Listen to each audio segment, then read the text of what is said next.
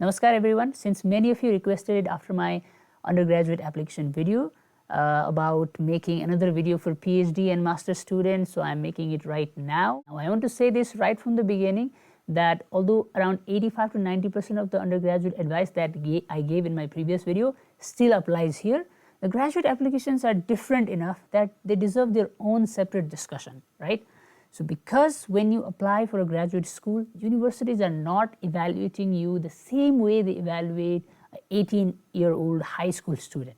They are looking at you more professionally. They are asking, what academic background do you have? What technical skills do you have? What research or work experience do you have? Why do you want this degree? What are your long-term goals? Are you prepared for graduate level work? So if you are someone planning to apply for a master's or PhD, listen carefully, because this process is a little more strategic than undergraduate students' admission. What tests do you need? The first question people ask is, do I need GRE or GMAT? And the answer is, again, it depends. Traditionally, many graduate schools require GRE and business schools often require GMAT, but nowadays, just like undergraduate admissions, many graduate programs have become test optional. Some have completely removed the GRE requirements, some made it optional, some still feel strongly about it. So my advice is same, first shortlist your universities, then check their requirements. Do not assume. However, if your GPA is weaker than ideal, if your undergraduate university is not very prestigious, a strong GPA and GMAT can help you strengthen your application significantly. So think like SAT for, it's like SAT for graduate school, but it's not always required. Having it makes your application better. The English requirement is pretty much the same, IELTS, TOEFL or Duolingo, depending upon the requirement. However, graduate schools sometimes have a stricter minimum requirements, especially for PhD programs. Why? Because PhD involves heavy academic reading, writing, publishing and teaching. So make sure your English is genuinely strong, that you do not just barely pass. The statement of purpose versus personal essay. Now, major difference between undergraduate and graduate application is this. In undergraduate, you usually write a personal essays. In graduate school, you often write something called statement of purpose, and this is very different. A lot of students make the mistake of writing graduate SOP like emotional college essays. That is wrong. Graduate applications are not asking, tell us about your life story. They are asking, why this degree? Why this field? Why this university? What are your career goals? How does this program fit into your future? Why are you academically prepared? Your statement of purpose should sound more professional, focused, clear, goal-oriented. It should explain your academic and career journey logically and not emotionally. Another important requirement for graduate application is CV. Another huge mistake students make is using job resumes for graduate school application.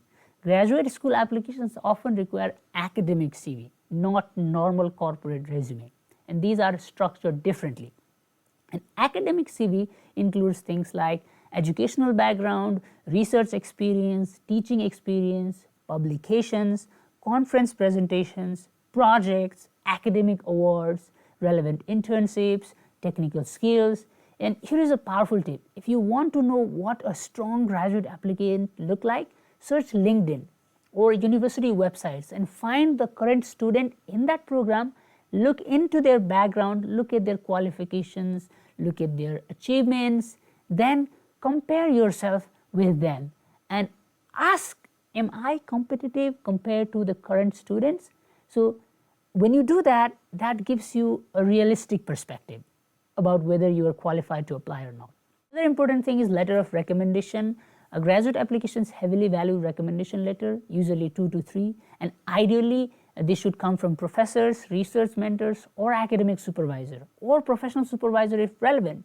And let me be honest, a recommendation from a professor who knows you well is far more better than a famous professor who barely remembers you. So build relationships during your undergraduate studies, participate in class, attend office hours, get involved academically, because strong recommendation letters matter a lot.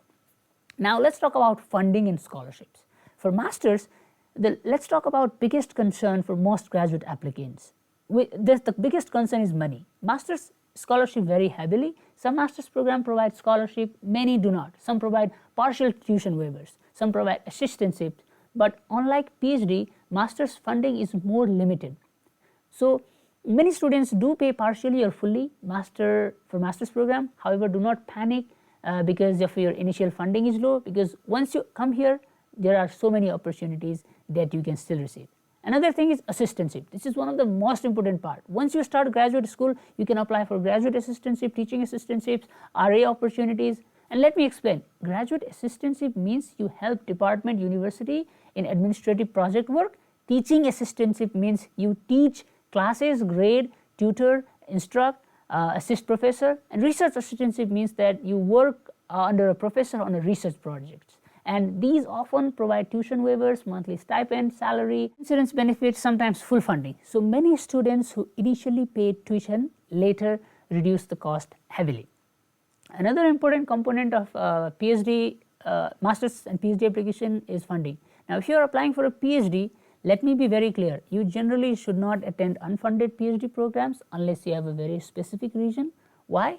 Because most legitimate PhD programs in the US offer full funding, usually through research assistantship, teaching assistantships, fellowships. So if a PhD program admits you but gives no funding, then that can sometimes be red flag, because PhD students contribute labor research to the university.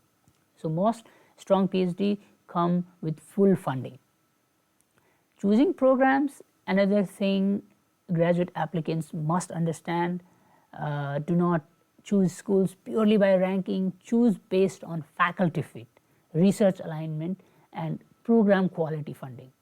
And career placement resources are also important, especially for your PhD. Your advisor may matter more than university name itself, because you're working closely with that professor for years. So that is very important. One final advice I want to give is that graduate admissions is less about being flashy and more about being more focused. They care less about your random extracurriculars and they care more about your academic readiness, professionalism, clear goals, fit, maturity. So if you are applying, build your profile carefully, get strong grades, build professors' relationship, gain experience, clarify your goal, and present yourself professionally, because graduate school is where admissions become more serious. So if you want, I can make another video later specifically on how to fully fund your master's and PhD in America, because funding strategy itself deserves its own separate discussion. So good luck to everyone. And I am also planning to bring people who are already studying in the US with full scholarship, who are either doing master's degree or PhD degree, and I'm planning to bring them into this podcast. And if you have questions, you can comment and I will ask those people what questions you have. So in the future, I have planned to bring some decent and hardworking students here into this podcast. So good luck to me for that, and thank you so much. Bye-bye.